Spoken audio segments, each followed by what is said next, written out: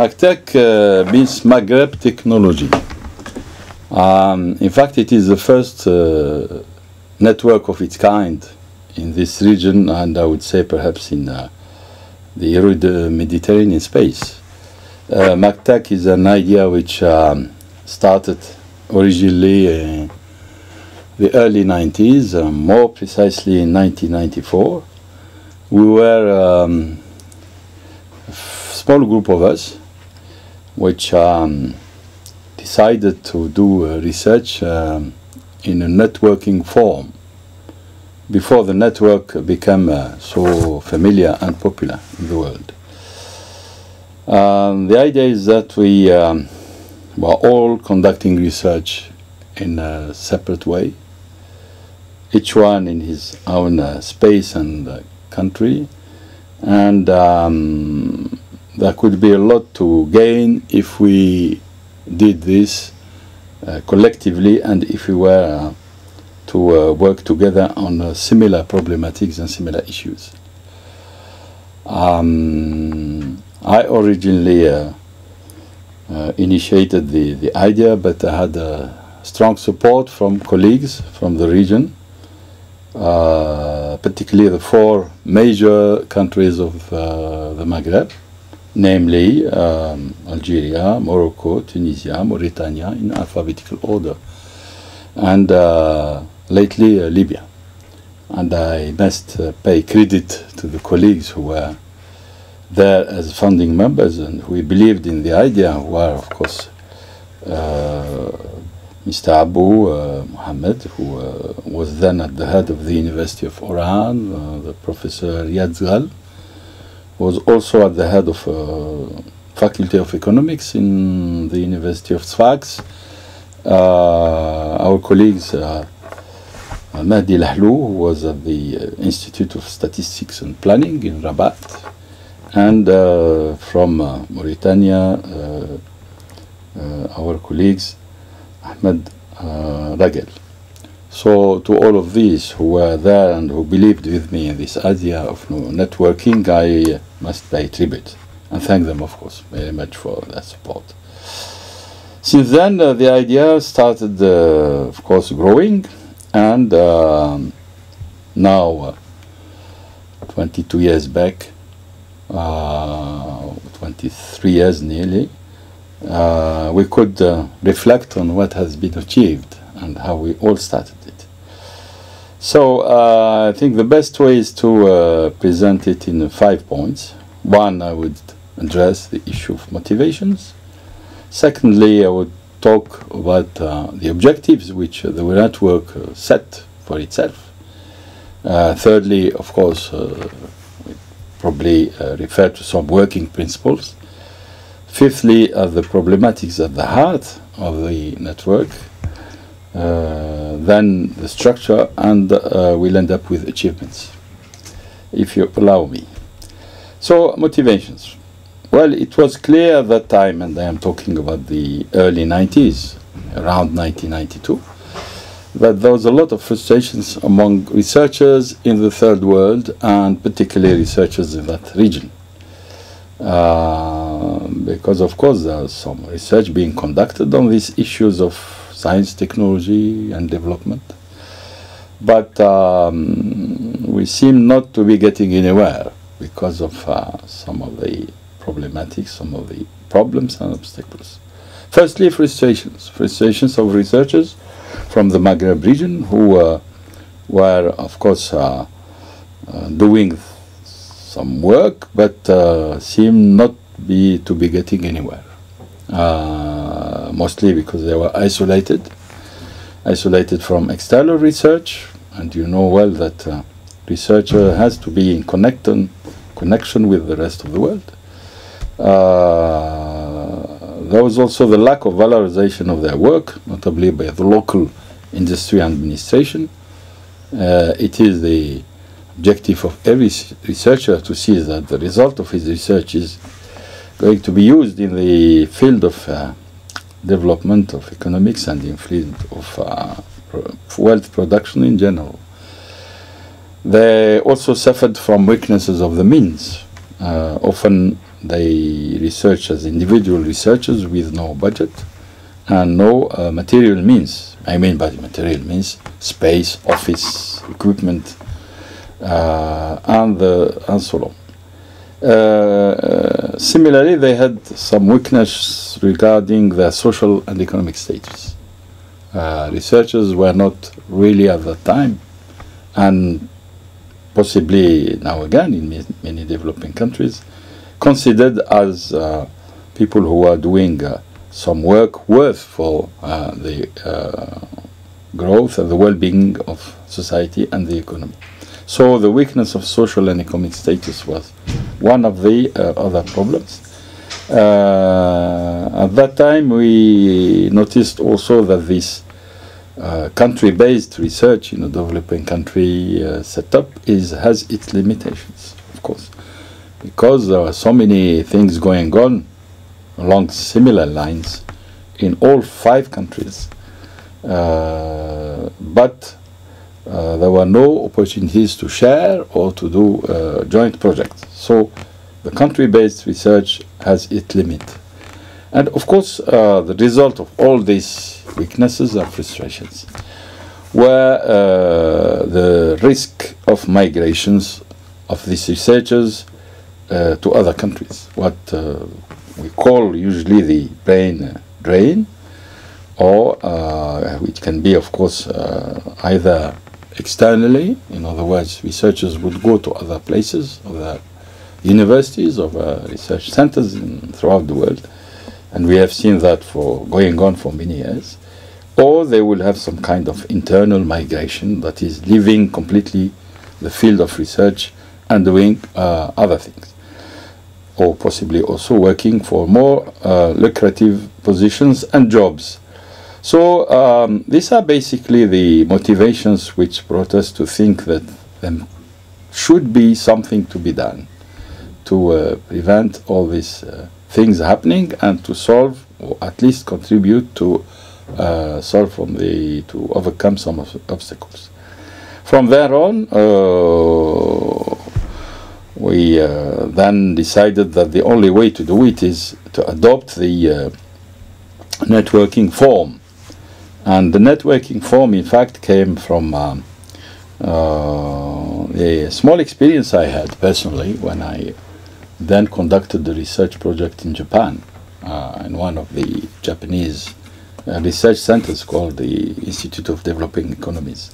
And one of the conclusions I came to after this stay, this project, that everybody was networking in that country, and that of course it was the form which would help share results, share means, share of course also events, and of course these all have some good effects on promoting the research and the researcher.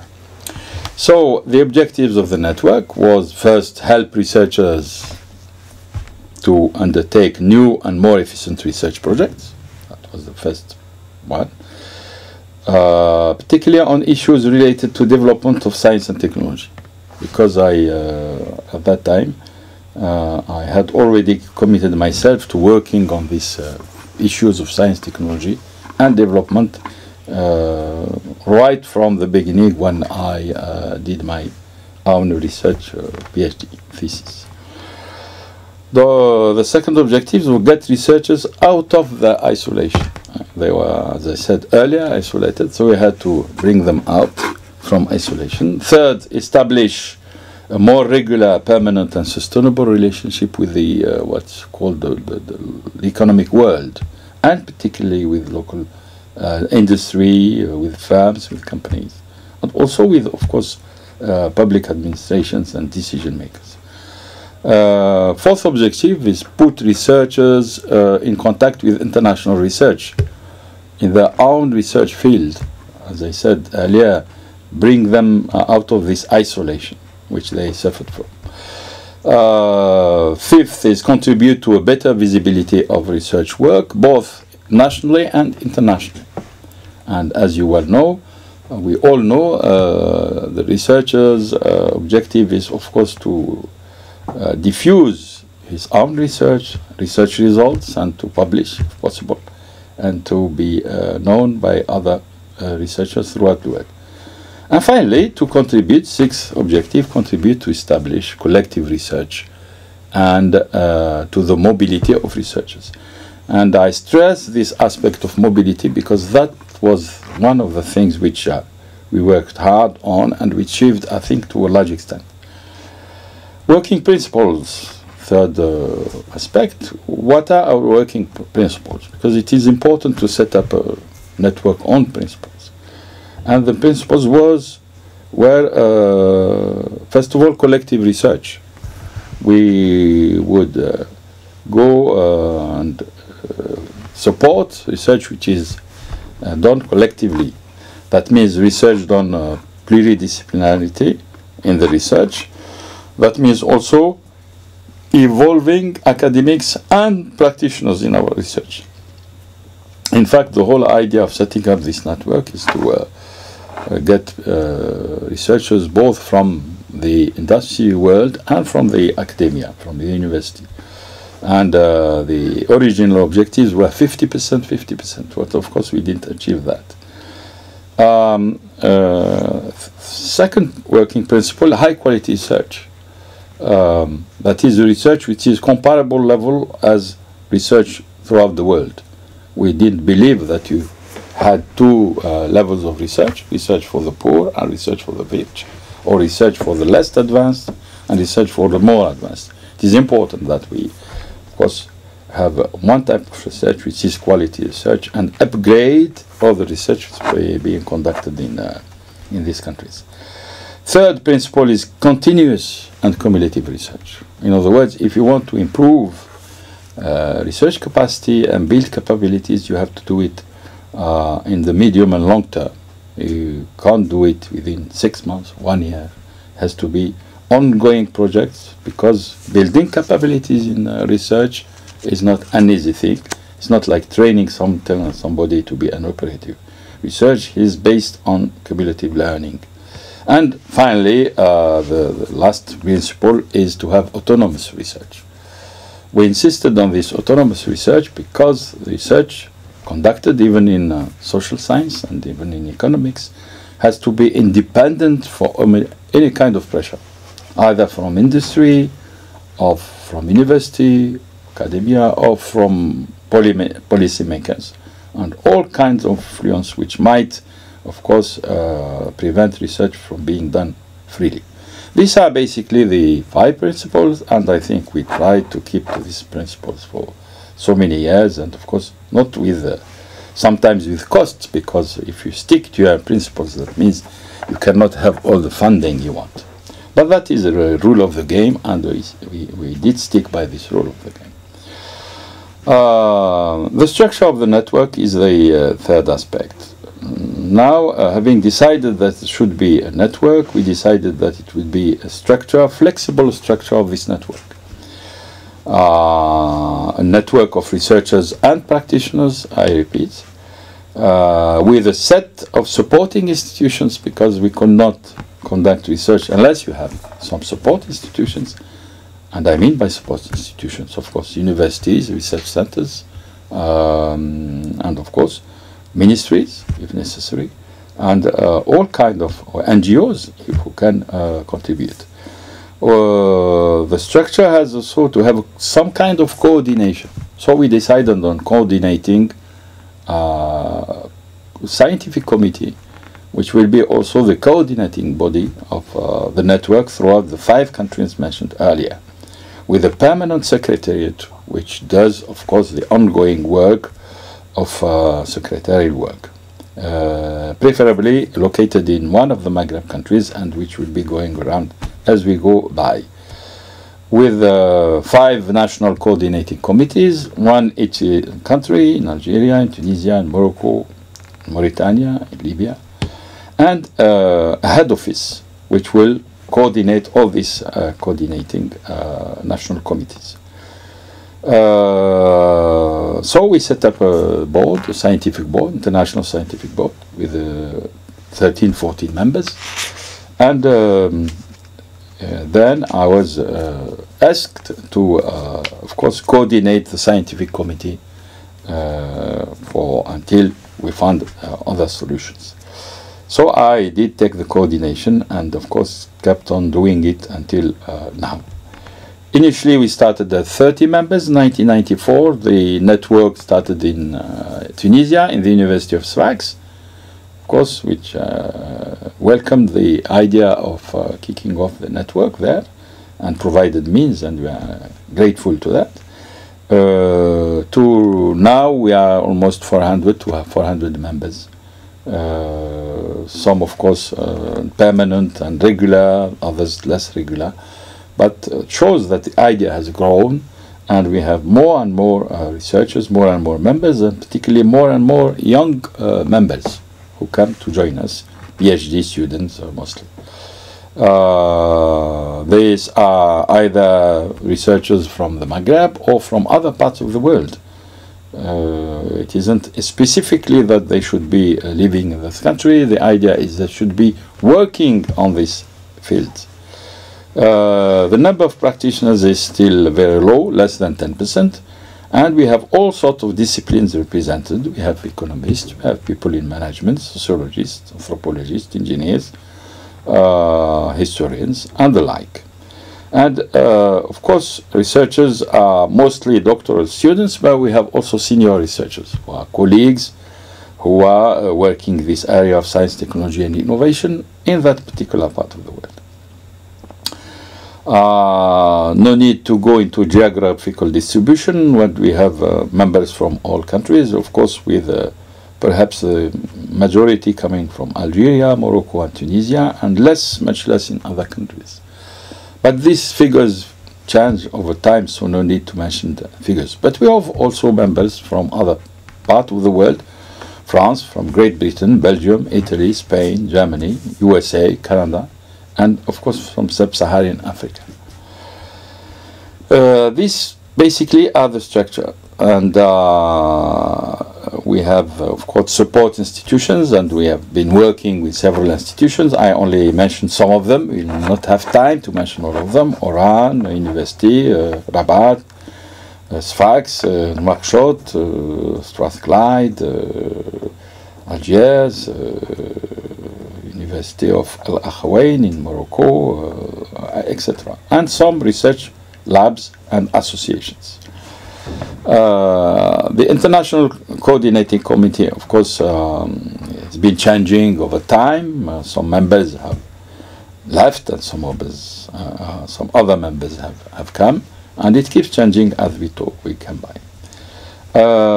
Right now, we have teams in most of these 5 countries mentioned: Algeria, Tunisia, Morocco, Mauritania.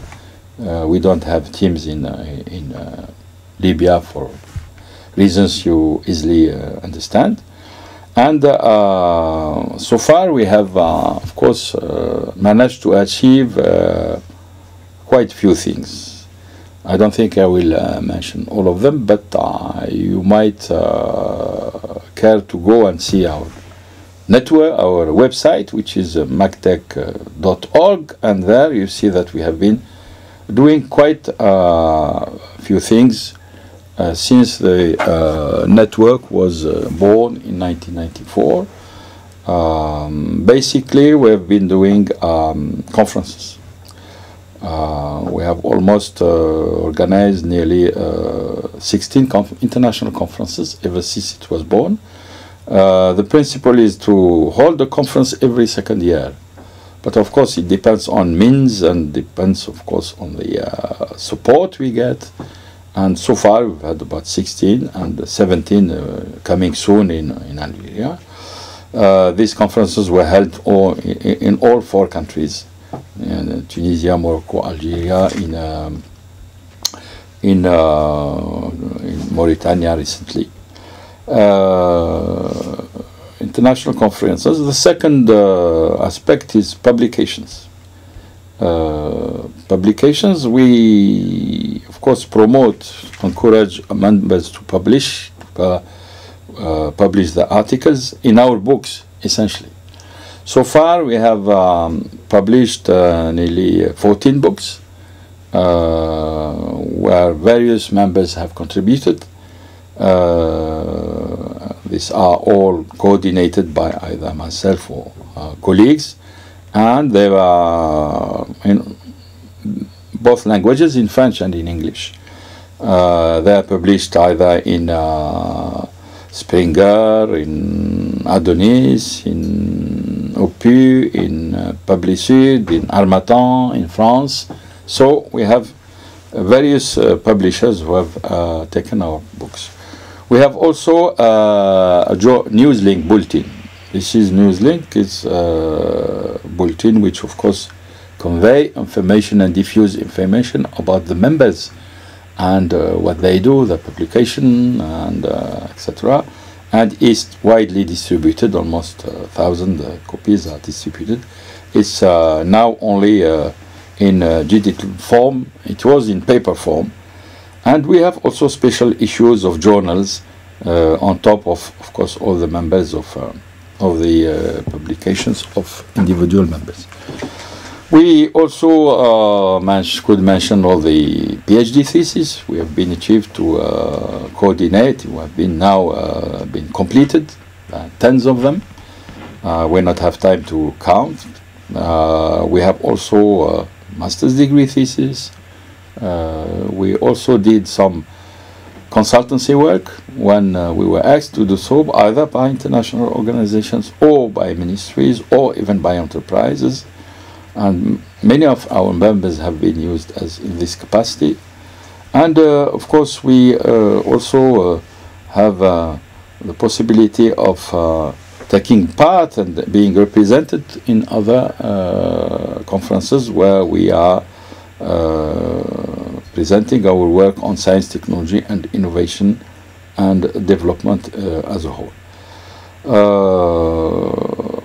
Since then, we became involved in a major network, which is Global X1 network, which is a network of the networks. We have great support from this network. But right now, our team is, of course, supported by our University of Science Technology of Lille, and more specifically is a team of the CLERC, with the Centre Lillois d'économie et de recherche, économie et sociologie, which is one of the major research centers in Lille 1. And we are a member of one of the 3 axes. We are more precisely on the axe 3. So we also have activities within our lab. These are basically some of the snapshots of what Maghtech is, and of course we'll have other opportunities to present more details in future occasions. Thank you for your attention. Merci.